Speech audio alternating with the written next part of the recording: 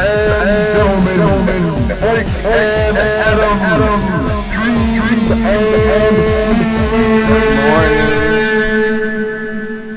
Are you sure it's morning? I'm pretty sure it's morning. I rose, but I did not shine. Wow. What does it even look like? Rising? Or shining? Or shining. Well, rising is the act of getting out of bed, I imagine. Mm-hmm. Shining is enjoying it. Wow. Is that possible? Yeah. I mean, there are people. Max Lucado. Who is that? Max Lucado? Nah.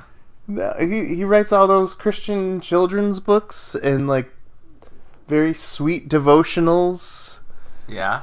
He's like the Mr. Rogers of the Christian world. I thought that was Mr. Rogers. Well, he gave up his throne, you see. Okay. When he passed on this mortal coil. Right. Sauntered off this plane. Right, exactly. Oh, man. We gotta have a Max Lucado talk. Yeah, clearly I'm apparently very behind. Yeah. My goodness. Yeah, my bad. I'm sorry. So our top 5 is top 5 Max Lucado books. Top 5? Yes. Does he only have 5 books? He's got many, but I've only read okay. half of one. Okay. Well, I've read 0, so that's half more. I'm Adam. I'm Mike. And this is Mike and Adam's Dreams and Feelings. You can find us on Facebook. Type in Mike and Adam's Dreams and Feelings. YouTube. Type in Mike and Adam's Dreams and Feelings. That's it. That's about it. And that's how you get to our beautiful little podcast. It's true. It's us, and we're beautiful. Yes, we put the humility in humble. That's true. Man, let me tell you something, Mike. This podcasting thing, you think we'd have it figured out by now. Right. What happens? There's a secret episode that no one will ever hear. It's true. But the good Lord and us. And maybe, like, Ranch. Yes. Here. Yes, and the nice lady who fell asleep on the couch. For an hour and 14 minutes, we were talking into silence. Yeah, not much else is new, though. Yeah. I mean, instead of 7 people listening to us, it was only 2. Right, exactly. Yes. So, yeah, it was a beautiful episode, though. We talked about net neutrality. Right, which is probably why we got stopped. Yes, which is what... Look, I'm talking about net neutrality now, and I'm looking to see if the mute button gets turned on. Nope. Okay, we're still good. Eat it, FCC. It's muted. Is it muted now? Is it muted now? Oh, Nope. Okay. All right. We talked about Christmas movies. It's true. And just a rundown of what got number 1 is Charlie Brown's Christmas. We'll never know.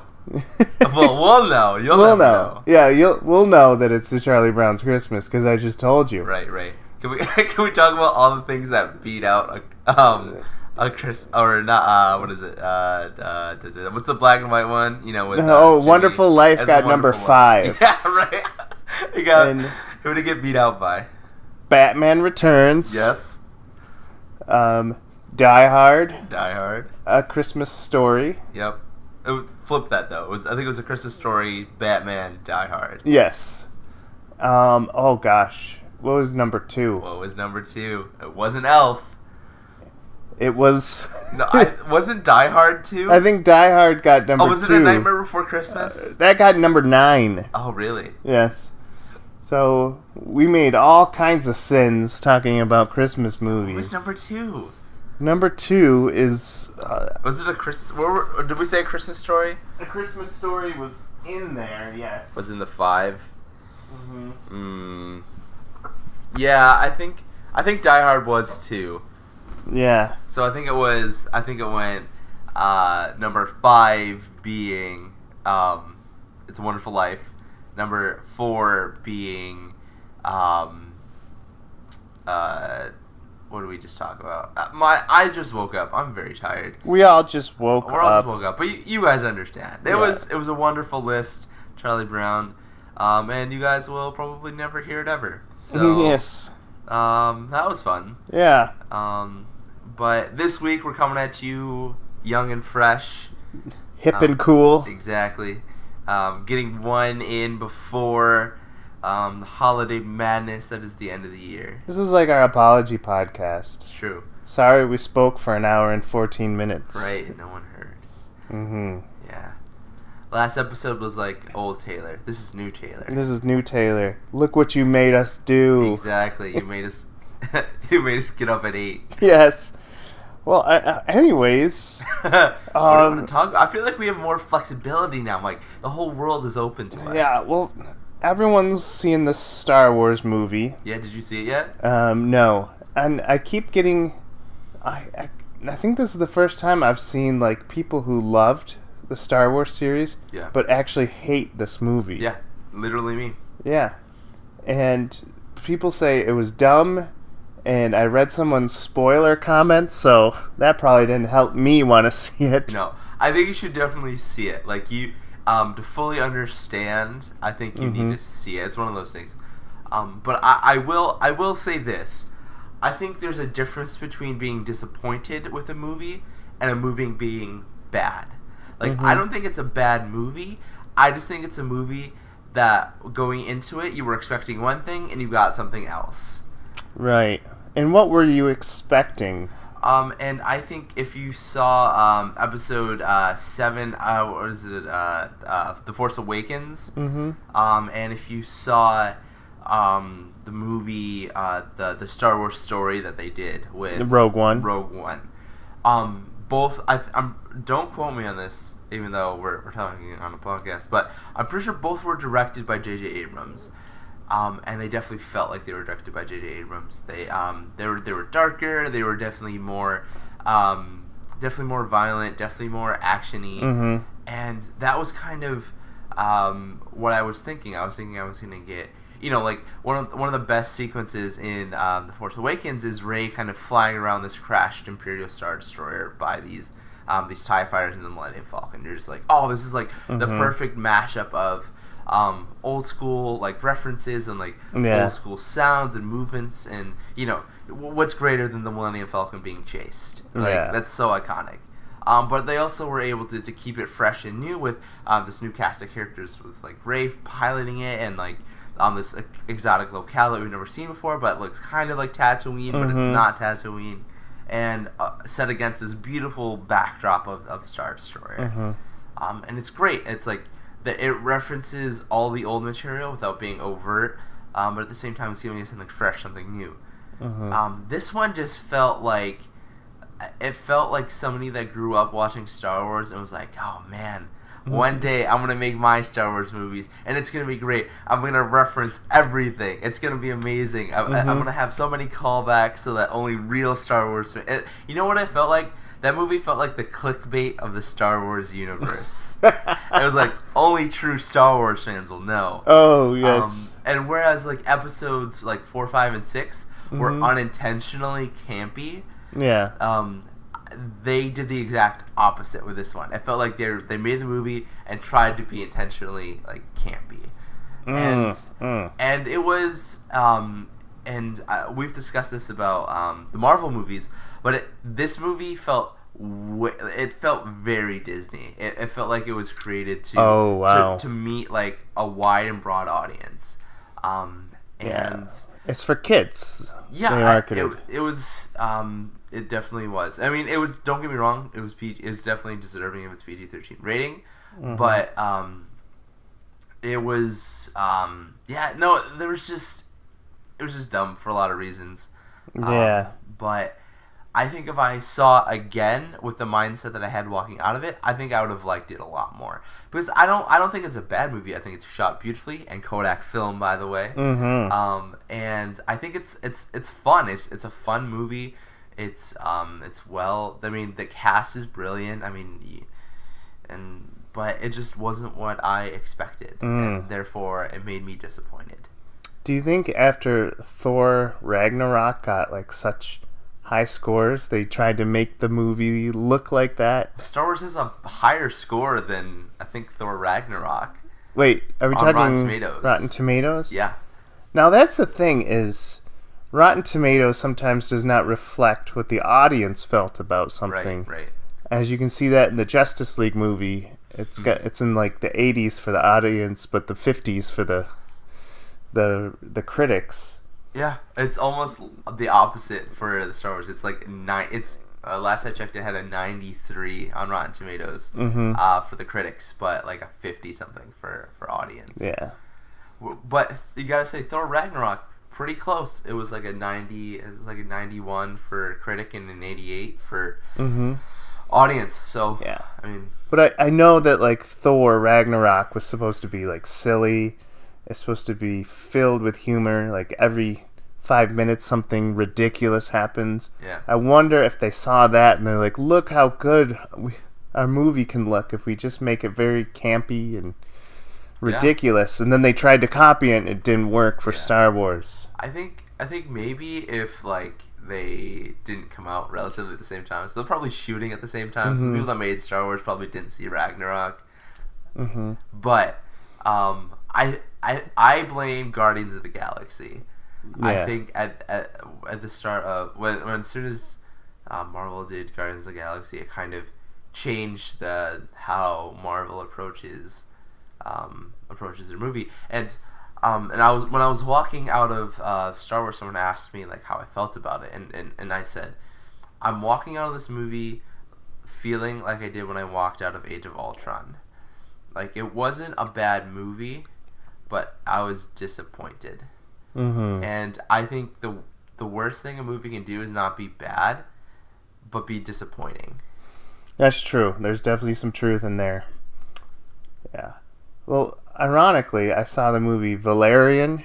City of a Thousand Planets. I saw that as well. And I wanted to see a different sci-fi in space opera kind of thing. Yeah. And compare it to what I know about the Star Wars saga. Yeah. And I pretty much think that any sci-fi drama that's in the PG-13 has to be campy. Yeah. Has to be like over-the-top ridiculous. Yep. Now, I know Valerian was done by the same guy who did The Fifth Element. Yep. And he is very good at like cheesy set design and overacting. Yeah. And so I don't know how I felt. I kept telling myself, okay, this is a style. There's a reason he's wearing Tupperware on his head. Right, exactly. What did you think of that movie? I had a lot of fun. I saw it in theaters. Yeah. Which I'm sure it helps. I don't know. Did you see it on DVD? Okay. Yeah, I saw it when it came out over the summer with my brother. And I liked it. I had a lot of fun. It was one of those movies where you could just go in and I didn't have any expectations going into it. And it was just a fun movie. I love Cara Delevingne. She plays the female lead. Yeah, and then Dane. I don't know his last name, but he's the actor who plays Valerian. Yep. And all I could think of is he's a young Luke Skywalker, but he stole Keanu Reeves' voice. And Han Solo's mannerisms. Yes. He definitely shoots first. Yes. Yeah, and Cara Delevingne's character definitely takes a page out of Princess Leia's handbook. But she kind of seems like a Rey, but with like Emma Stone going through more puberty. Yeah, no, she's great. I actually have a major crush on her. But regardless. Yeah, no, I like that movie because I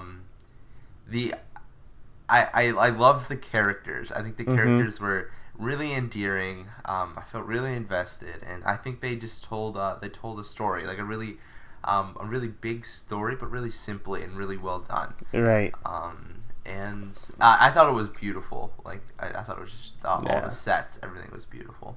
Yeah, and I felt like it did something that Star Wars doesn't feel like they need to do. They actually established atmosphere. Yeah. They showed culture. Yeah. And like they actually tried to build a world while you watch it. While Star Wars is like, you got a desert, here's a farm girl. Yeah. Start. Yeah, exactly. Just live with it. Just live with it.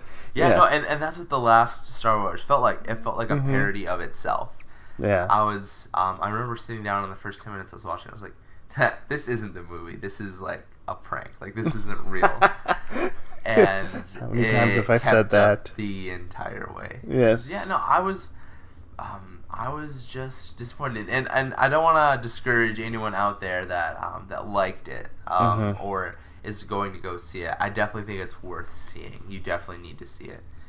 And I don't say that about a lot of movies, especially movies that I didn't like. But you definitely do need to see it. It's if anything, like even if you're not interested in or if you're kind of dissuaded by the people saying it's not a good movie, it's a waste of time, whatever. Some people are saying it's the best Star Wars in the saga, which is, going against episode 4, episode 5, episode 6. Yeah. Even Rogue One, like I loved Rogue One. Rogue One is the minute that the captain guy is in the field, and I mean spoilers, but this has been out for a while, so I don't feel bad. But when they're at the beginning of the movie, and they're all standing in the field, and the one captain like shoots the mother, and there's just like that establishing wide shot, and she's like running away. I was like, it's beautiful, it's perfect. Yes.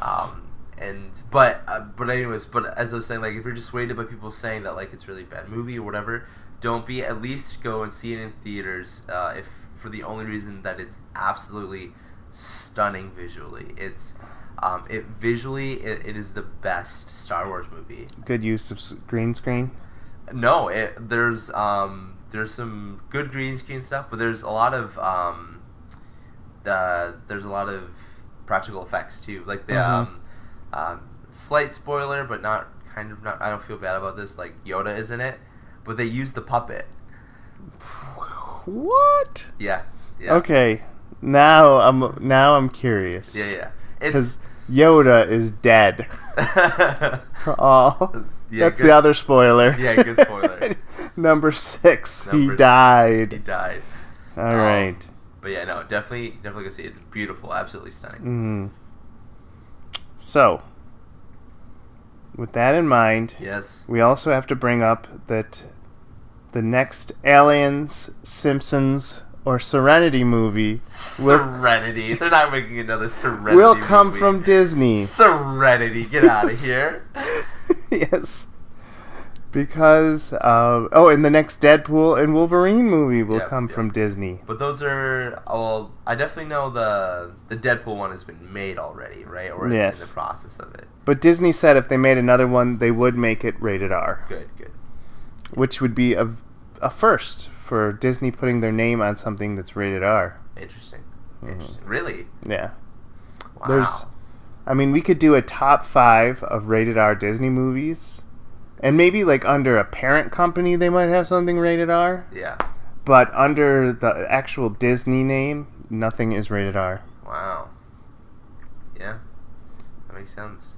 I'm trying to think of what else would be. Yeah. I'd have to do some research. But no, good for them. And, if they did an Old Man Logan, another one, it would be R, too. Yeah, but he's dead too, but it looks like we don't follow the rules of who dies. Right.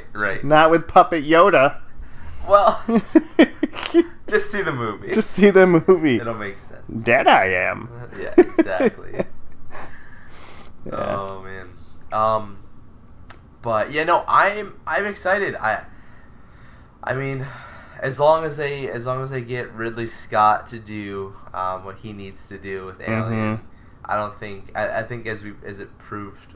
Did J.J. Abrams do the other Alien? The what is it? Was it Alien? There's Alien Covenant. Prometheus. Okay. Or do you know what I'm talking about? I know a big name did Prometheus, but everyone complained that because Ridley Scott was not on the original Aliens, that's why those movies don't feel like an Alien movie. It just feels like some kind of side story. Yeah. And it's true. If anyone who's watched Prometheus has nothing to do at all with the xenophobes. No, what is the xenomorphs? You're living in Trump's America too long. Yes. Well, the xenomorphs are xenophobes. Oh no, Ridley Scott did do Prometheus. Really? Yeah. What is the internet telling me then about they need Ridley Scott back? Or maybe they need Ridley Scott back to actually do things with xenomorphs. Yeah, probably that. Well, you might be thinking about... is Alien Covenant coming out? It already came out, I believe. And people... Didn't like it? That's not too bad. It's got a 77. Yeah, people argued that it was like a slasher flick. Yeah, well, I mean, it's Yeah. Alien. Like, what? Yeah. Well, it's kind of like they make the aliens into Jason.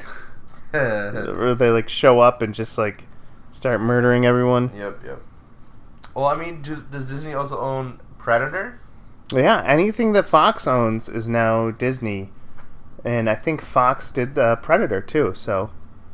That's good. Did Fox do Terminator? I think that's Universal. It's Universal. That's the next thing they have to buy. Yeah, that I don't see that happening. Yeah. That just Universal's got. Yeah. I was looking at a statistic the other day, and they were saying that Disney owns 22% of the movie market. Mm-hmm. The next closest is at like 13. Yes. Which is Universal. Right. That makes sense. Now, did you ever go to Florida? I have. Did you prefer Universal Studios or Disney? I didn't even go to Universal. No? I just went to Disney. Well, let me tell you that in the modern age of these theme parks, Universal is 99.9% 4D rides, where you just sit in a chair and the chair swivels back and forth while you put on 3D glasses. I hate that. Even the I want to say Jimmy Kimmel, but it's the Jimmy Fallon ride is 4D. Does he come out and do a goofy game with you? Yeah, well, you go in a go-kart race with him.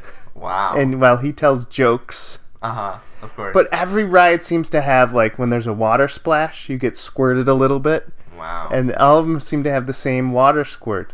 I mean, the first 4 times is pretty cool. You know, Transformers, water squirt. Spider-Man, water squirt. Why were they squirting water at you at Transformers? I don't know. They hit a water pipe or something. Of course. And then Simpsons, water squirt. But by the time you get to Despicable Me and the Seussical ride and... Well, no, Jurassic Park. Jurassic Park is still that raft ride with cheesy animatronics. Wow. Though I'm pretty sure that's going to be 4D. Pretty soon. Yeah. Then, yeah. That's awful. But I enjoyed it. It was an experience. I hate 4D experiences. Oh, man. You're going to hate Universal. Man, give me Space Mountain over that any day. You should probably go to Disney's Animal Kingdom. So when I went to Florida, we went to Epcot, we went to Animal Kingdom, and we went to Disney. Mm-hmm. And yeah, Space Mountain changed my life. It did, but not in a good way for me. You didn't like it? I learned that I'm a screamer. And that's before the ride even started. Wow. Wow. Yeah. I will say though, it's a Small World ride. Very creepy. Yes. Very creepy. Mm-hmm. Man, but we started in on this. What were we gonna talk about? Did we want to talk about? Oh, the Fox takeover. Yeah. We didn't really get a chance to talk about it last time, but. Yeah, well, just the idea that Disney's going to be greenlighting Simpsons projects. Yeah. Or maybe in its mercy, they're going to shut Simpsons down. Do they own its TV property as well? Well, from what I hear, they acquired Fox, and I was kind of hoping it would just be the Marvel products, which they could just be taking the Marvel products, which I hope.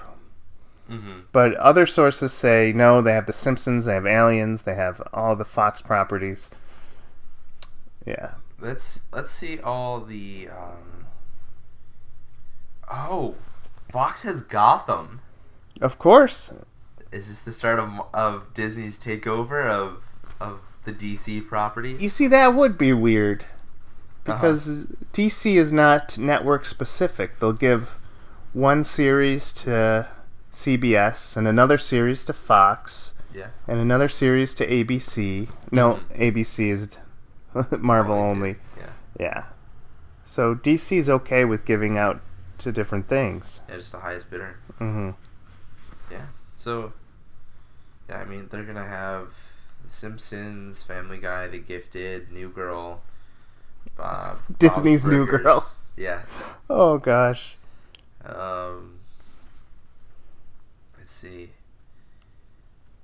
Have you seen Brooklyn Nine-Nine? Yep, that was a great show. I like it a lot. What are they gonna? Fox has a bunch of Gordon Ramsay shows too. I'm just looking at the list, right? They have MasterChef and they have Hell's Kitchen. They have 24. These are shows that aren't really. But I don't think Disney would have any interest in doing anything with those, because those things are so non-Disney. Yeah, definitely. They own the NFL. Wow. Fox has an NFL contract. But I heard somewhere that the legal process for Disney to acquire Fox, it could take up to a year or a little bit more for it to get processed, because it has to go through the court because people are challenging it. Yeah. And I don't know. I think it's laying down an interesting thing. But while I'm scared of stuff like Google taking over the world and the FCC taking over our internet, I feel more comfortable and okay with Disney taking over, because I think they're one of the few companies that allows its producing companies and it's like the companies that are under it to just create and to be independent and really do their own thing. Like the influence that it has on Pixar and allowing Pixar to create its own things, it's great. They let them do their own thing. Same thing with the Marvel Studios. Like they're very Disney. Other than just giving them a checkbook, Disney's, it feels very hands off, and they and I mean, obviously there's some things like they gotta keep it pretty squeaky clean, but they still made penis jokes in like Guardians of the Galaxy. A lot of them. Wow. Yeah. And that was a Disney movie. Right. I think Disney has a way of putting their coat or shine on a movie. Sure.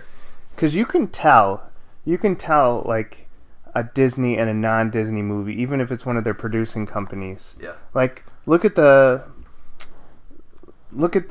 Marvel Studios movies before the Disney takeover, and you'll notice like a different tone, a shift in personality, maybe a different direction, and then look at it after Disney took it over, and then you'll notice kind of like you'll notice these tropes. Yeah, I mean, I think it's on a movie to movie basis, but also at the same time we then have Iron Man 3, where Tony is kind of like struggling with like alcoholism and depression and anxiety and stuff like that, and it feels.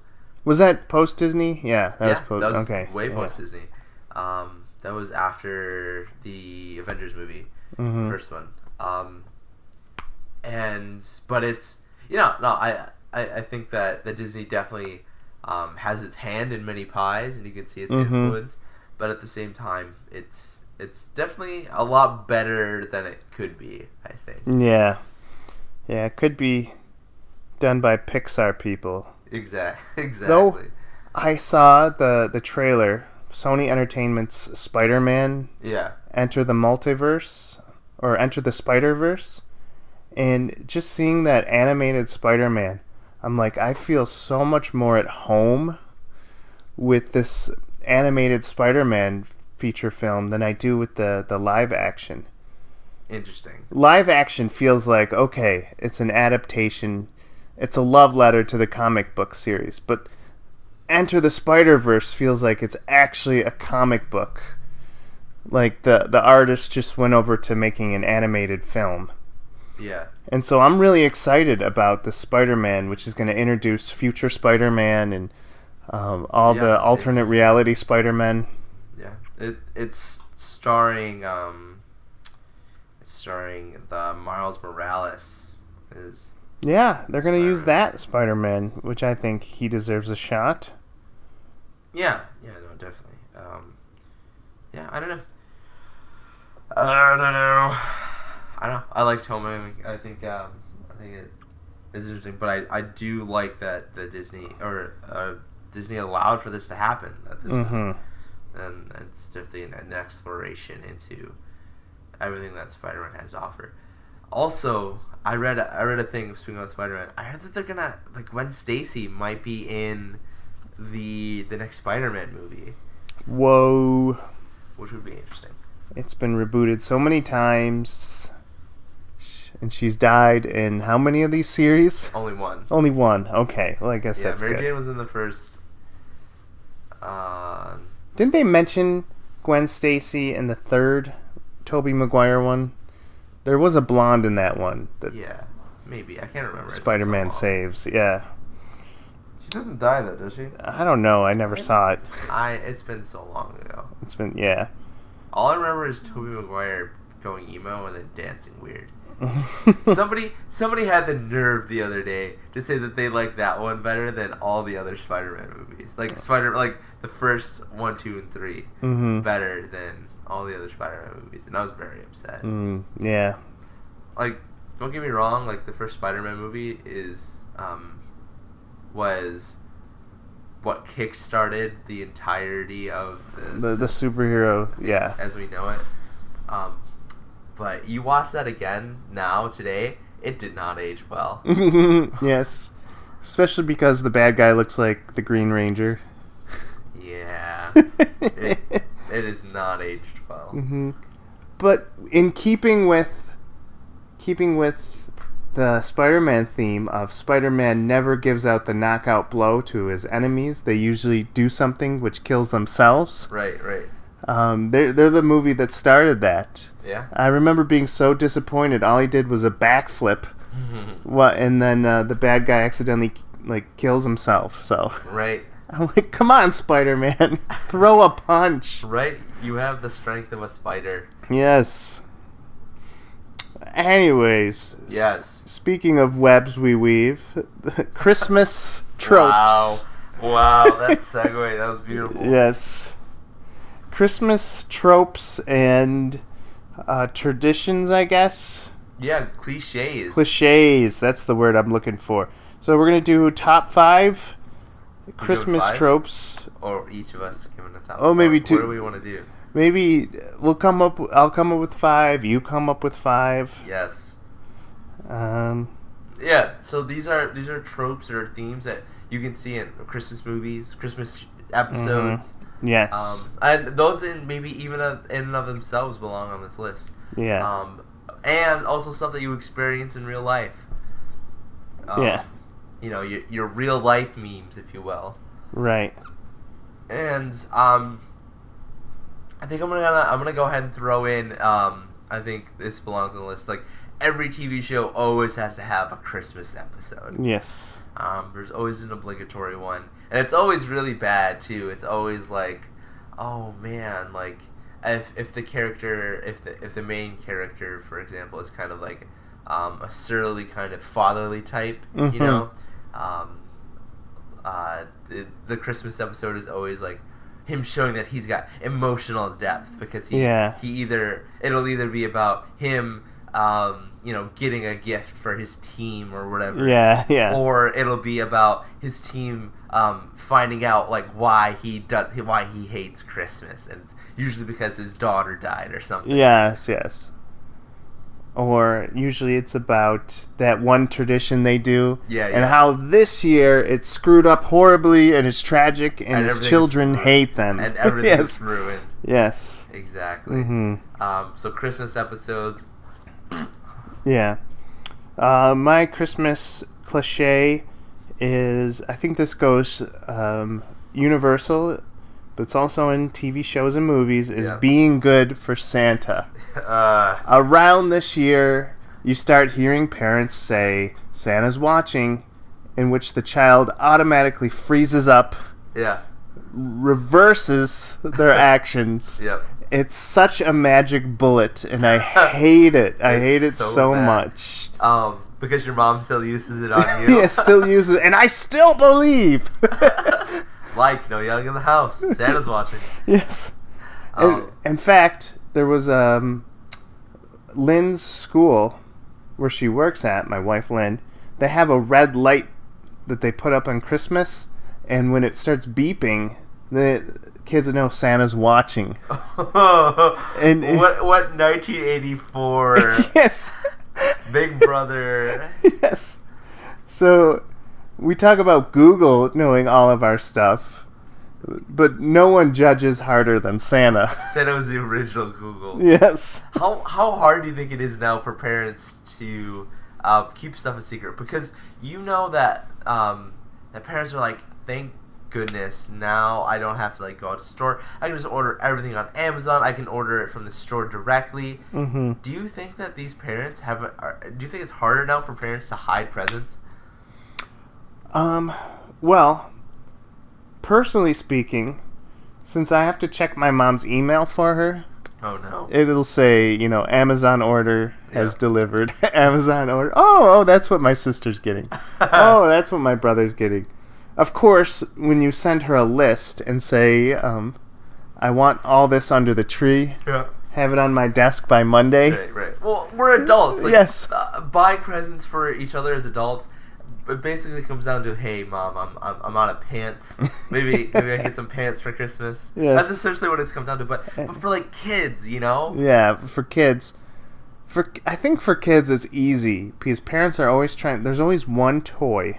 Yeah. That dominates the market. Yeah, the Turbo Man action figure, Yes. the Red Ryder BB gun. Last year it was Hatchimals, which is What is a Hatchimal? you get this egg toy, and the animal breaks out of the egg by itself, and then you like develop a robotic relationship with it, and like tickle it and pet it and stuff, and it's pretty much an advanced Furby. So it's the pet for the generation of kids that we've raised to be gluten intolerant, animal intolerant, Yes. carb intolerant.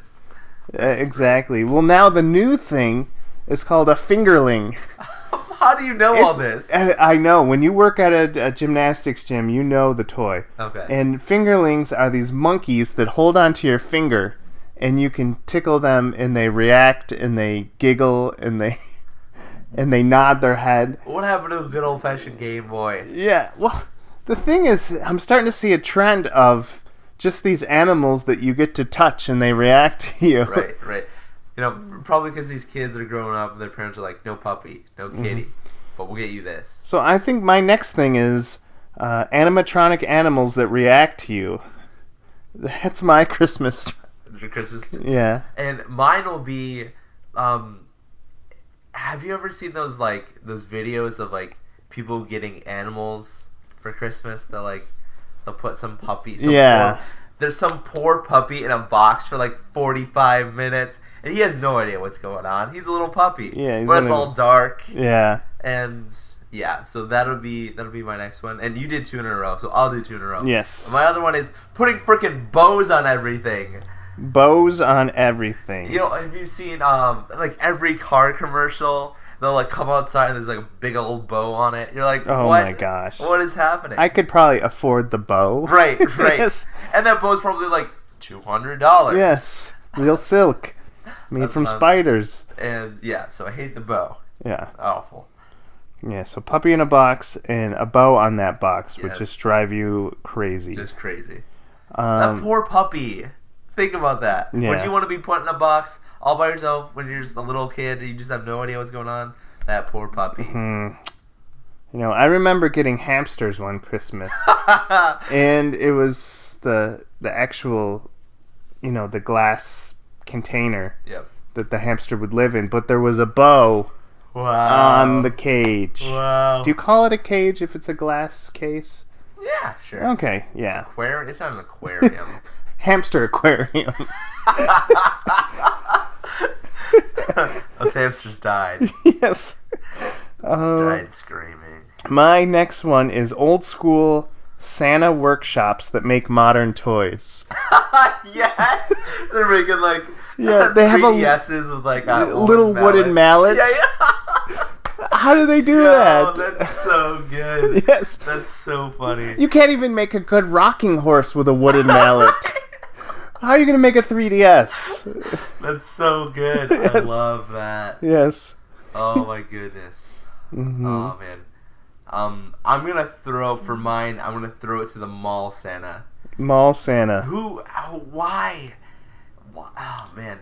As a kid, I didn't believe in Santa really early. But and the thing that I always pointed to as evidence was like, if there's only one Santa and Santa's real, why is he in all these malls at the same time? He's just not real. And someone was like, oh yeah, obviously, but they work for Santa. I'm like, they work for the mall. Why does Santa have clones that look like him? Right.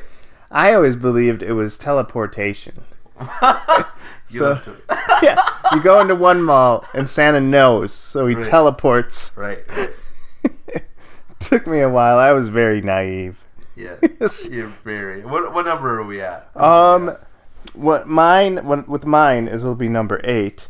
And if you go down the Netflix Hallmark movies around this time, it's always A Boyfriend for Christmas, The 12 Dates of Christmas, Right. Merry Kissmas is the new one. A husband for Christmas. Yes, The Christmas Prince. So Christmas in Hallmark movies is all about getting lonely spinsters to fall in love.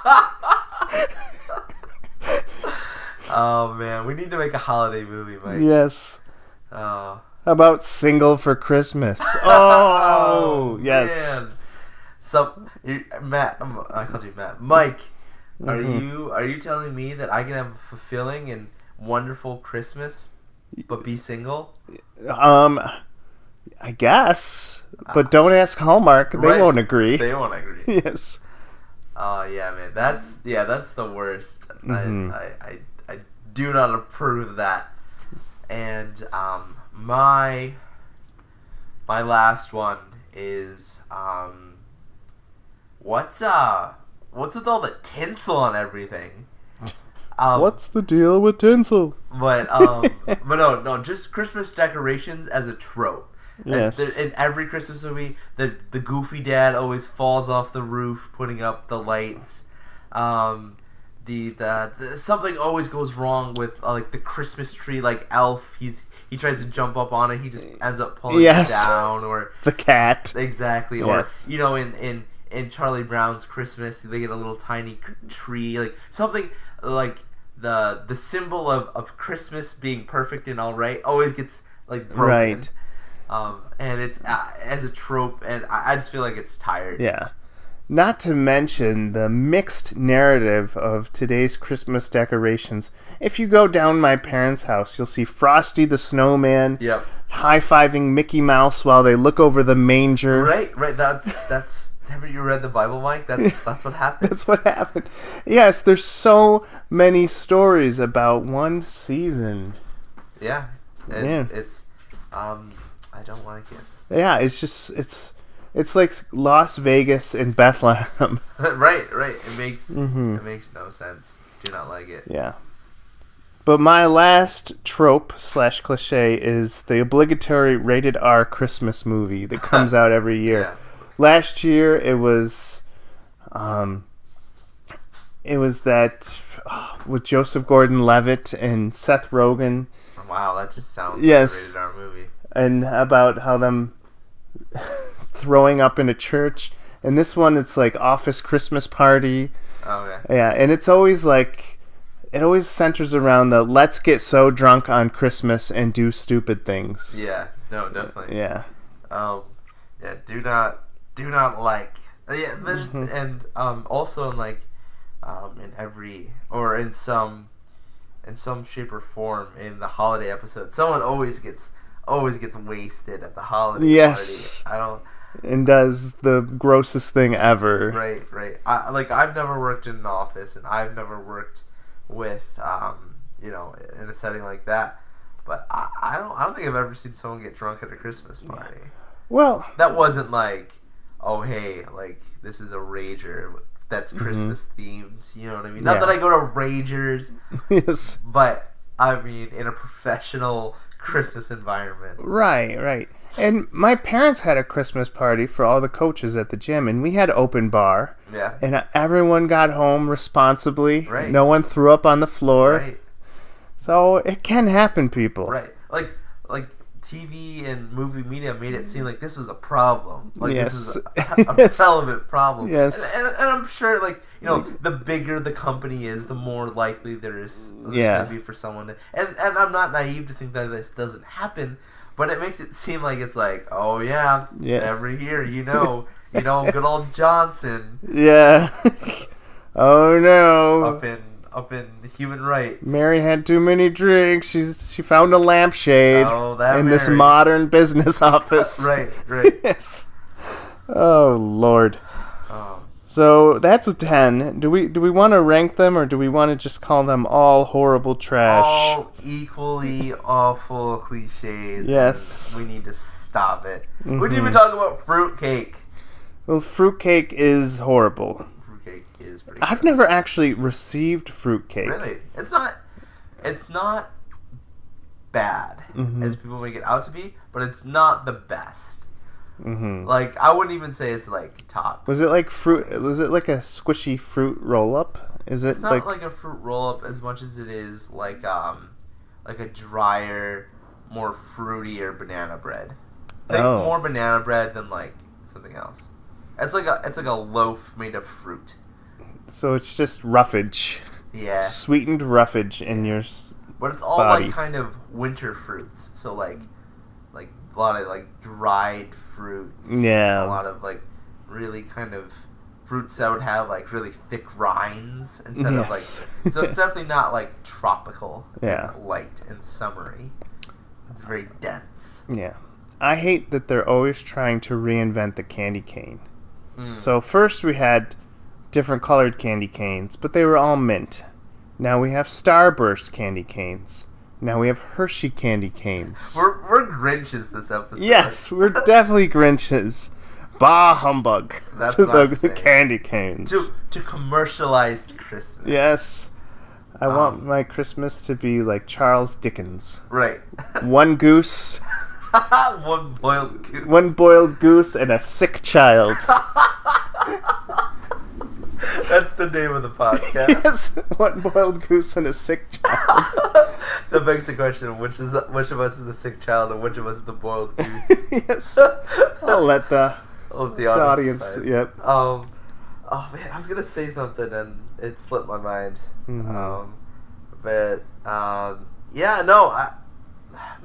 Maybe we should lighten the mood and maybe pick one thing about Christmas that we both like, just to kind of offset everything. Well, I think we can all agree, no matter what your economic status is, Christmas breakfast in any household is amazing. It is always the best. Everyone feels like when it's Christmas and you have to have breakfast, that breakfast has to be special. Yeah, and every family has a different tradition. Like, what does your family do for breakfast? I just know that sausage and bacon on Christmas morning is a little bit juicier. Yeah. A little bit meatier. Yeah. A little bit more proteinier. Yeah. There's a certain je ne sais quoi. Yes, it just tastes a little bit richer on Christmas. Right. Is it because, it's the feeling, it's the proverbial cherry on the sundae? Yes. Yeah, like it just feels like it's like you were given a bunch of free stuff. Right. And then someone feeds you. Right. It's a victory lap. It's a victory lap. Yes. In my house, we either always do French toast. We do French toast for Christmas morning. Or my mom will make these amazing cinnamon rolls. So cinnamon rolls, yes. Yeah. Like, that's what we use to wash down the sausage. The sausage is a little too rich. Let me wash it down with cinnamon rolls. Yes, for sure. And mine, and I don't know if this is a little bit of a cheap shot, going the Jesus route, doing a Jesus. Oh juke. no, you went religious. But I love Christmas Eve services. Especially I love Christmas. I love when churches put on Christmas plays. I know that they're usually kind of bad and terrible. Anything but a silent night. Exactly. But I just love the goofiness, the campiness, the earnestness of the choir director that's like putting it forward or whatever. But like give me a good candlelight service on Christmas Eve. Throw in a couple of Christmas carols, maybe throw in a hymn, and then maybe a quick 10 to 15 minute sermon about the real meaning of Christmas, and I'm set. Like I love me a Christmas Eve service, especially by candlelight. That is, yeah. And those Christmas plays, it depends on which church you go to. If you go to like a traditional church, they always do the children's play where you have a talking donkey that's waiting for the baby. Right. But if you go to a mega church, they try to outdo Star Wars with their special effects. Like you'll have like that 50-person choir doing the and then they'll do like animatronic snowflakes. What churches are you going to? A lighting system that could blow your mind.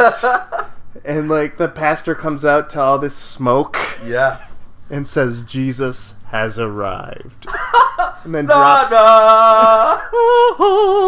and then drops a mic. So that's what mega churches strive for now. What churches are you going to? A few.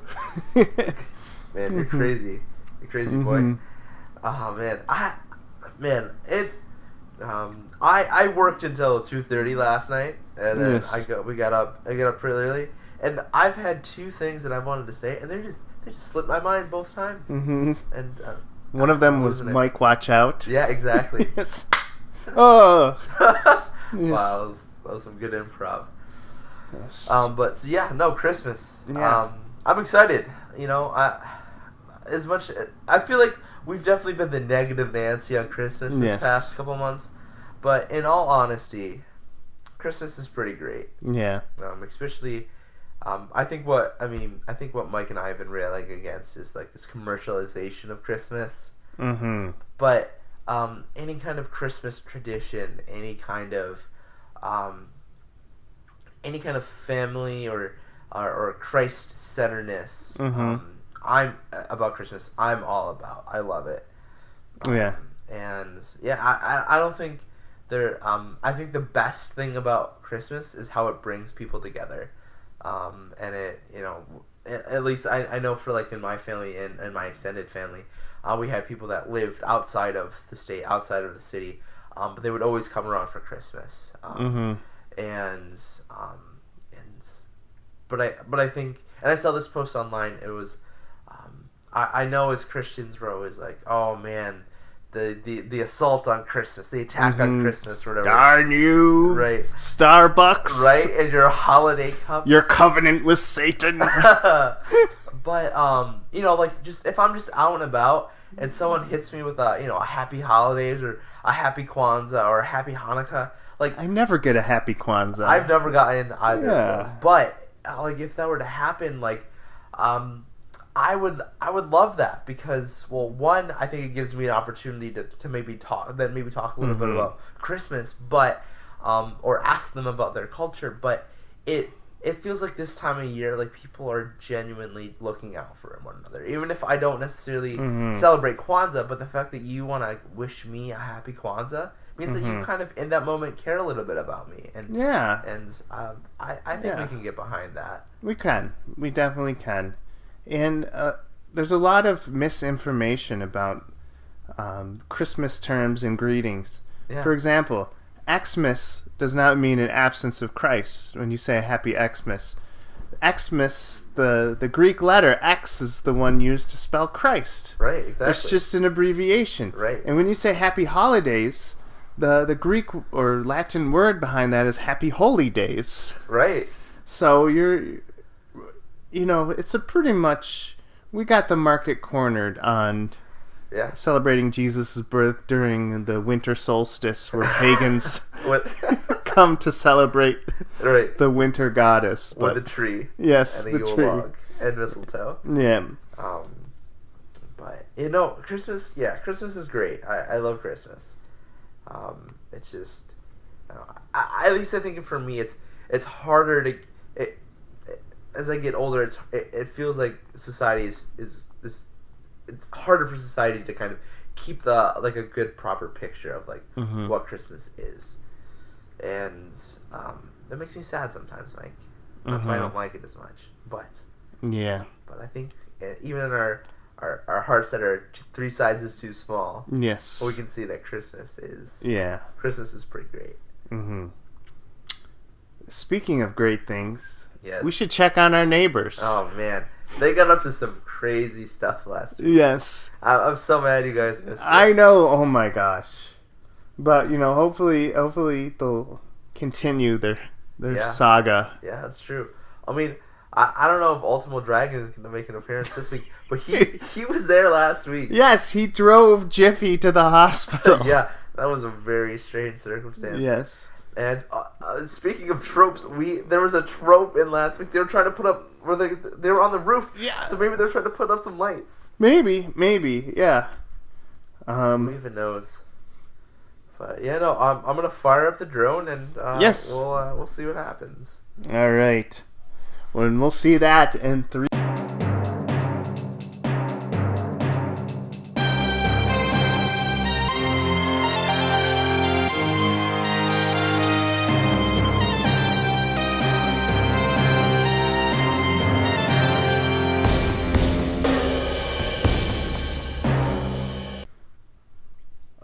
Jiffy.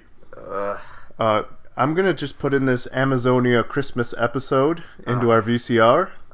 Do I have to see this? Hopefully, it's your, first of all, it's your mother. Yeah. And her syndicated television show, Amazonia. Yeah. Woman of the Jungle. Woman of the Jungle. And this is the special Christmas episode, which I might get a little teary-eyed because of the beauty of it. Are you sure you just don't have a crush on my mom?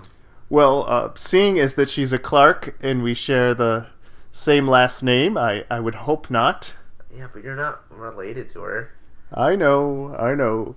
But we're all part of a family of superheroes, and she did marry my brother. Yeah. Who we never talk about, your father. Right. I don't know. He's missing. Maybe we'll visit him later. Yes. I don't know. It's Christmas Christmas time. It's Christmas. I should reach out. But let me just put in this VCR tape. You know what? I don't want to see it. You know why? Because in all the years that she had that television show, she never once asked me to be on it. It's true. I mean, you were 4 years old when it aired. Yeah, why would I not be on a Christmas episode? And there was that one episode where they had a chosen baby, and they chose a young black child over you, even though she is clearly white. Yeah. Which is kind of a... Amazonian. She's not white. she's Amazonian. Right. We really don't know what race they decided to make her. Right. It's very ambiguous. Yeah, it's very murky waters there. And, but I'm pretty sure she's half Jaguar anyways. Yes, yeah. I mean, we all know the theme song, like, half Jaguar, half cheetah, fully woman, Amazonia. Yeah. Everyone knows that theme song. Yes. So, you don't want me to play this tape. She defeats Santa Claus, or the evil clone Santa Claus from the mall. I think it's called Krampus Strikes Back. Yeah, Krampus Strikes Back, the evil clone Santas from the mall. The cloning. Yeah, the cloning. But regardless, I think it's a very inspirational tape. I don't know. Christmas is hard for me. I know. And you probably didn't think you were going to spend it in a full body cast. Yeah. As you are in right now. Yeah. Thanks for hoisting me. Well, I don't like to think of it as me picking you up multiple times to throw you at Ultimo Dragon. Yeah. I want to think of it more as you pitching in to fight. I had it all under control, and he didn't commit a crime. Yet. And I think that's important for all villains, as you know, that they're always about to commit a crime. We just stopped it beforehand. That's racist. Villainist? Racist as it might be, it has saved me and the world from many pre-strikes. Wow. Mm-hmm. Anyways. Yes. I'm just not feeling it this year, Unc. I'm not feeling it. Mm-hmm. Not feeling it. Yes. I'm sorry to hear that. It sounds like you have a case of the Christmas blues. It's true. It's true. And I wish someone would give me a box full of puppies, or I don't know, maybe. I just feel lonely here. There's no one really my age that'll talk to me. I mean, there's those weird guys across the street, but they just keep sending drones to look at us. I don't want you talking to them. They are a bad influence. Yeah. I mean, they seem kind of weird. Yes. But I'm pretty lonely. Old chum, perhaps it is time we talk about your father. You think so? Well, you never met him. It's true. But are you familiar with the villain Space Hog? Space Hog? Yes. No. Well, in the 80s, Wow.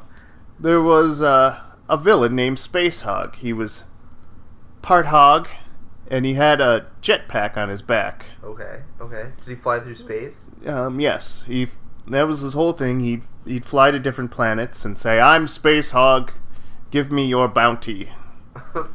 And they would just shoot him out of the sky? Yeah, well, he would try and shoot them, but he was a very, very easy villain to defeat. Yeah. Well, your mom, Mm-hmm. she was in charge of taking him down when he wanted to turn the jungles into gold. Solid gold? Into solid gold. Wow.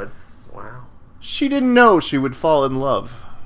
Was it around Christmas time? It was around Christmas time, which explains why you're depressed. Because you're really pining for your dad. You know what? All these years that maybe I have been missing my father figure. Whatever happened to him? Well, he had a choice. Yeah? To fall in love and stay married to your mother. Yeah.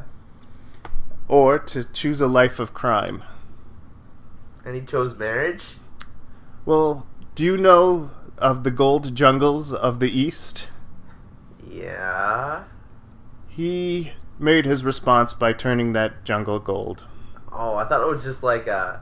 It's not a metaphor. It's a literal gold jungle. Okay. And by the way, you're taking that your father was a villain very well, I might say. I mean, I always felt like there was maybe a darkness inside of me. Almost like a dark side fighting against the light inside of me. I'm just waiting for some kind of force to awaken. Right. And that's why we need to do these superhero tests. Yeah. I mean, I don't want to do bad things. I've never desired to, but I can't deny that they've always been there. And maybe this time of year they're a little closer to the surface than normal. Oh, no. I was afraid you'd say this. I think we have to give you the villain test. What's the villain test? Well, I don't like needles. It's a series of tests to determine how evil you are. Okay. I gave it to the Italian mobster once. Francisco Figaroni? Yes, the very same. And when he got a score below 4, then I had to cripple him. 4 out of what? 7. Oh, that's not very good odds. Nope. It's very high. But I'm sure you'll do fine. Okay. As long as you keep pure thoughts within the entirety of this test. No promises. Then I'm sure you'll do fine. If not, then I'm sorry. I'll have to cripple you some more. I don't know. I'm just warning you. I kind of have a crush on Tracer. The evil woman who tried to split the world in half? Oh, no. The character from Overwatch. Oh, stop being a nerd. And it's only a coincidence that we have a villain named Tracer who tried to split the world in half. So don't confuse me. Oh, sorry. Okay. All right. So the test. You're walking in a desert. Yes. You see a star. Yes. Made out of death. Oh. And a star made out of life. Okay. You can shoot one photon into one star. Okay. Which star do you choose? Ooh. Well, I'm thinking that the reason that there's a desert there is because all the life in that desert has been put into that one ball of life. And if I shoot the life ball, the life star, maybe its life force will spread over the desert. So I'm gonna pick that one. I'm gonna the life star. I'm choosing the life star. You know who had that same exact idea? My mother.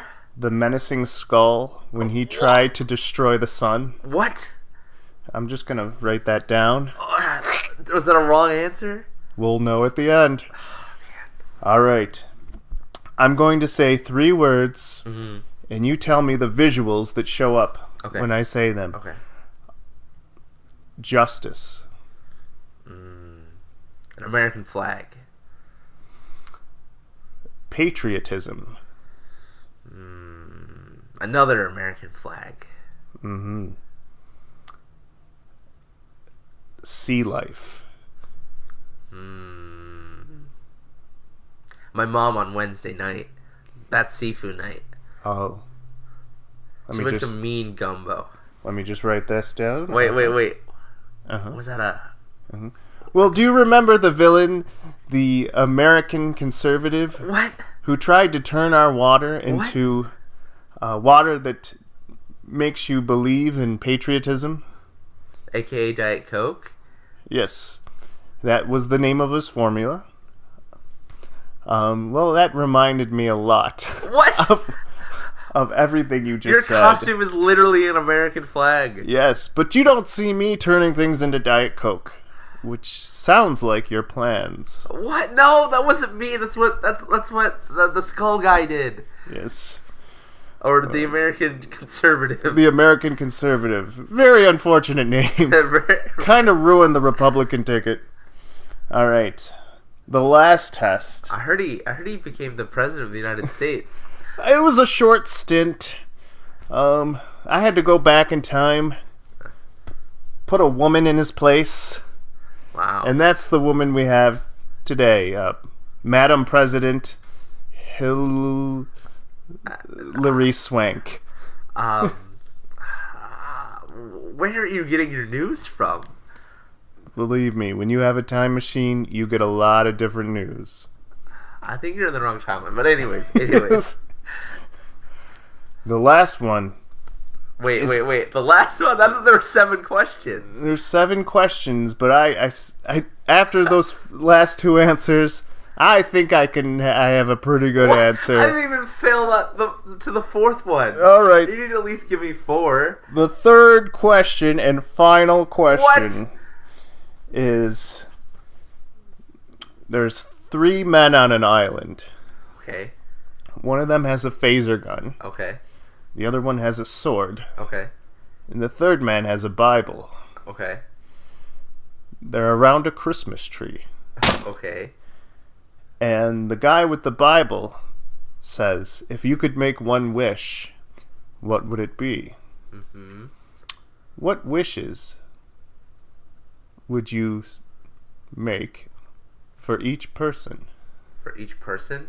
Mm-hmm. To get us off the island. Mm-hmm. Is that your final answer?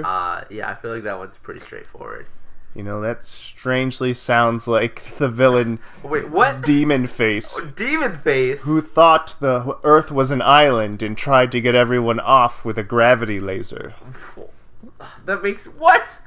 Are you kidding me? I'm just going to have to calculate your answers right now. You only asked me 3 questions. Alright, okay. Uh-huh. Yes. Each one was worth 4 points. Okay. Alright.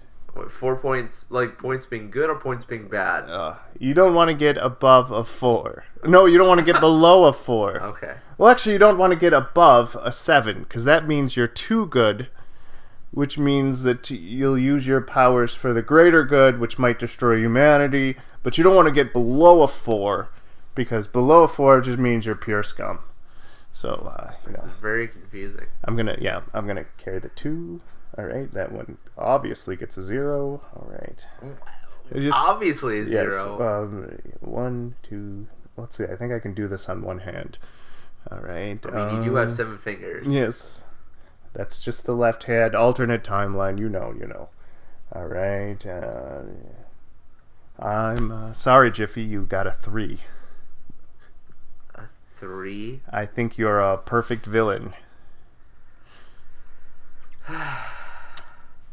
No, this is very awkward for an uncle and a nephew. I was hoping this day wouldn't come where I'd have to stop you, but you know my policies on pre-stopping pre-bad guys.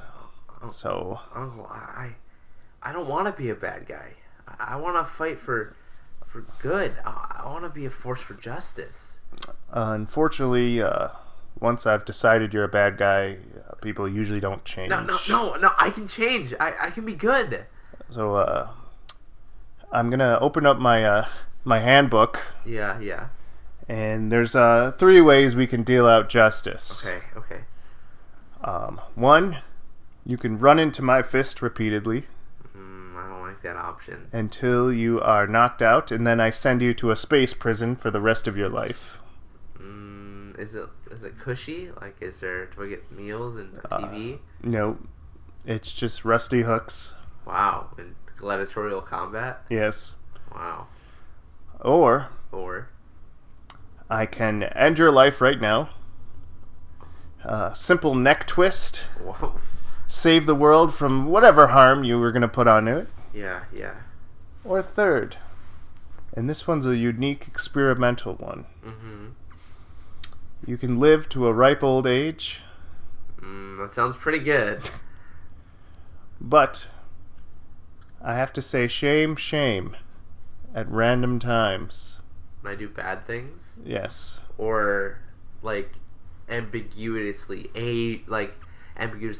bad moments, like, I didn't turn the light off when I leave the bathroom, or when I eat the last cookie in the cookie jar. Evil comes in many shapes and sizes. It starts off as a little light negligence. Yeah. And then the next day you're enslaving the human race. It's true. I have been feeling that urge lately. Exactly. But, in the spirit of Christmas, I feel like you could change. I usually don't say this. Usually I would have crippled you by now, but true. You are familial. Yeah, and I'm already crippled. Right. But anyways, perhaps there might be hope for you yet, Jiffy. Maybe. In fact, I think we are going to do the 4th test. Yeah, the last question. You see this box with air holes in it? Yeah. I want you to open it. Is this what I think it is? Yes.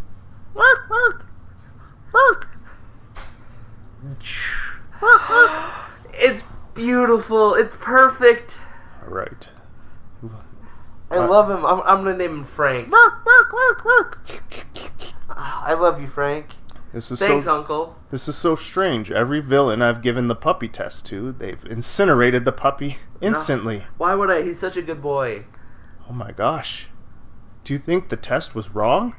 I mean, I think you kind of weighted the test a little weird. I feel like I gave normal, straightforward answers. Well, it's not my fault. All of our villains have tried everything to do evil against us. It's true. It's a little strange. In fact, one of them gave us eternal life just to watch us suffer. What a weird guy. Yeah. Anyways. That villain was named Jeff, by the way. Stupid Jeff. Yeah. It's okay, Frank. Mm-hmm. Oh, he's the goodest boy. But that's not the most important part. Mm-hmm. Watch what happens when I clap my hands. Whoa! Whoa! Get me down! Good boy, Frank. Good boy. Ah! Yep, put down the TV, Frank.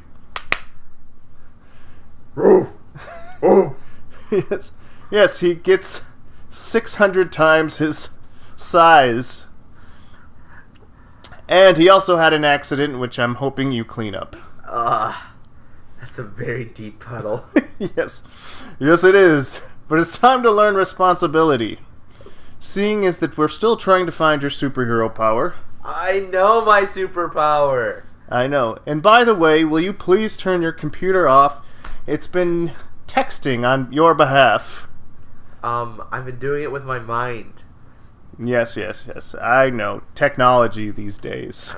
I've been talking with Ultimo Dragon. We're trying to do a meetup over Christmas. You know, I'm going to pretend I didn't hear that. Why? He's really, a great guy. You know what? Do I have to get out the scoring again? Because you just passed the puppy test, which gave you a 5. He just really loves grilling chipotle peppers. But, you know, the next test is meet up group with a villain. What should I put? Should I put 1, -1, or -2? It's probably going to be -2. You know what? Sometimes I think you want to be a villain. It's not that I want to be a villain. It's just, I don't know. I can't help but see the good in people, even if they are bad. Oh my gosh. That was the 6th test. What was the 6th one? Seeing the good in someone. It's true. That's a +4. That's what I'm talking about. You're heading towards too good territory. Oh man, maybe I should reel it back. Yes. Test 7 is who would you want to punch? Do I get a choice? Yeah. It's kind of open Just open, dialogue. Just anybody that I want? Can I go back in time? Yes. I think I'd like to punch Hitler. Strangely enough, the villain, Pol Pot, What? the Great, tried to enslave the world by punching Hitler. But you know what? That just puts you at a perfect 5. Okay. I guess you're not a villain. Well, that's good. Maybe I can be an anti-hero. Well, maybe, yeah. We're working on that. I have a few katanas from previous anti-heroes in my closet. Perfect. Yes. And a machine gun that fires rubber bullets. Yes, rubber bullets and sleep grenades. Perfect. But anyways, what did we learn this Christmas, Jiffy? A gift from you, no matter how cute, is always misleading. Absolutely. What did you learn, Uncle? I learned that you can't judge a Jiffy by his tests. Sometimes you have to look deep beneath the layers of the heart, which I've been using my X-ray vision on your heart and seeing that maybe there is some good in you after all, even though you're devoid of any superpowers. I do have superpowers. Maybe, just maybe, you could be one of those assistant heroes that, you know, holds a banner while the rest of us do the hard work. I mean, that sounds like a pretty cushy job. Yes. Do I still get paid?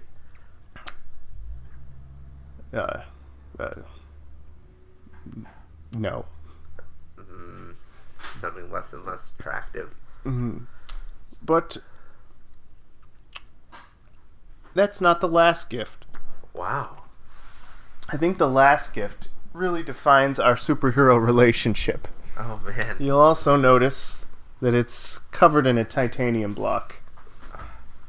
Wait, are you telling me that I have to punch through it to get to my gift? Yes! Once you are able to rip it with the superhuman strength that I know you have, you'll be able to see that gift. You know I'm in a full body cast right now, right? And I can't move my arms? You know, does Dementia, who has no arms, she can still rip things open with her telekinesis. Yeah, but she's also really confused about where she is. She always thinks she's at a bingo parlor. Yes, and she's always ripping things apart that aren't really supposed to be ripped apart. But that's another story. That's a story for another time. Mm-hmm. But yeah, you know what, Uncle? You're kind of strange, but I'm glad I'm going to be spending Christmas with you. Right. Now, how about that Amazonia Christmas movie? You know what? Maybe we can watch it now. I think I'm ready. You gotta rewind it. I'm doing it.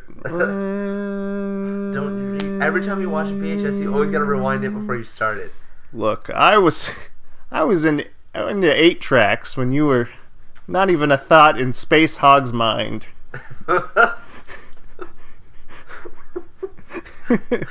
Whatever. Let's just get this over. All right. Amazonia. Man, I love that. Hands of a panther. You know what? We should sing along. You know. Legs of a cheetah. Queen of the jungle.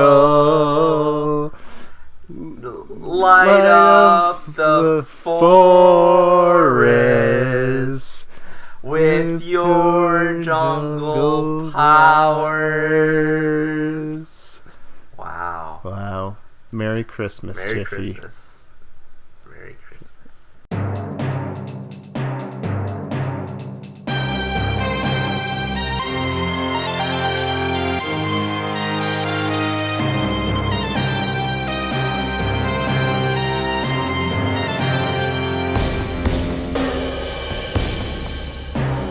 One. That was strangely heartwarming. I know. It's true what you said. Everyone's life has to have a Christmas message. It's true. At least once a year. You know, we spent a lot of time talking about really terrible Christmas cliches, but we just witnessed a lot. But that was real life. That was real life Christmas cliches. Maybe they're cliches for a reason. They actually happen. Yeah. And that was good for them. Yeah. I really appreciate what just took place. Yeah, there was a lot of story there. There was a lot of Yes. There was a lot of. But wait, what do you think's in that titanium box? Nothing good. Yeah. Well, and maybe it's a dimension gun like in Portal. Yes. Or, you know what? Maybe it's his costume. Do you think he put his costume in there? Oh my goodness, yes. But he can't open it. That's true. He's gonna have to run around in his underwear. Yeah. Oh man. Well, I hope like at least 30% of the characters they mentioned It's true. were written down and put in some kind of a Wikipedia so that we can go back to them. Yes. Yeah, I mean, it's like you said, there's a lot of villains out there. There is. And like, what a sheltered life I lead. Yeah, I don't know. I didn't know about the Hitler thing. Yeah, or Pol Pot. Yeah. I didn't know about the getting everyone off an island plot. Yeah. I mean, there was that one day we didn't have gravity, but I didn't think anything of it. I was just like, hey, YOLO. You were at your gym. You probably just assumed you were on a trampoline the whole time. Yeah, absolutely. So, I think things are happening that we don't know about. Right. Things are clicking. Yeah. Things are going. Right. That's crazy.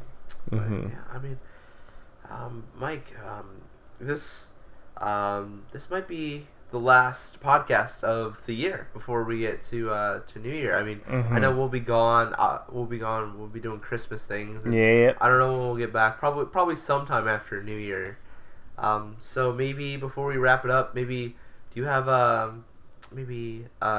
year? Maybe just a review. Maybe like your favorite part of the year. Maybe and like a quick review, and then maybe something that you want to happen into the one thing that you want to see happen into the new year, like I don't know, like Steve Harvey getting the right card, or the next person to give an award to get the right index card. Or something. Yes. Well, Q Spotlight. Yes. Q Angelic Singers. Yes. And then the Herald Angel spoke. Yes. To Mary, a baby is coming. A baby is born to you this day. A baby is born to you this day, and he will be named King of Kings, not like Triple H. but it's all about the game. with the actual King of Kings. Right. And behold, shepherds shall say, a baby of high importance was just made. Was made or was born? Born in a way that was made. And wise men, exactly 3, no more than 4, no less than 2. Right. Wait, what? They come in Flip it. no more than 3, Yeah. no less than 2, Right. Okay. shall come, Yeah. delivering gifts, 1 of gold, Right. and the other 2 of much lesser importance and value. And to me, that is the real Christmas. Well, beautiful. Not what I asked you. But... And Steve Harvey getting the cards right. Yes. Yes. Okay. I guess I'll answer mine. Yes. My favorite thing from this year was, I feel like this year was a really good year for movies and television. Mm-hmm. I feel like there's everything looks beautiful. Everything is great. I love that DC is at least on the road to trying to get itself in fighting position with Marvel. I think it's only gonna make those movies better when there's competition with each other. And, with the TV shows, the Marvel shows, everything, I'm really excited about that. And my one wish, my one hope going into the new year is that Taylor Swift finds love, true love, and she gets married. Yeah, that'd be great. I feel like she's earned it. And that she would give up her alter ego, Megan, and come clean with the world, who she really is. We know that's a wig, Megan. Yeah, we know that's a wig. Yes. I didn't even know you could play guitar, but you know what? Looking back, I see the dots connected. Yep. So good. We knew destiny had you two together, and the only way to make it work is if she picked up an alter ego named Megan. Wait. So by me saying that I want her to find Taylor Swift to find true love and get married, what you're saying is you're hinting at popping the question. No, Mike. What trouble are you getting me in? No. You can't spell fiance without finance. What does that have to do with anything? Start saving your nickels. Mike, are you drunk on eggnog? It's early. I know it's early. All right. But anyways, I'm Mike. I'm Adam. Have a Merry Christmas, folks. Yeah, just have the merriest of Christmases. And good night. And to all a good night. Yes, and I love you more. Yes. 3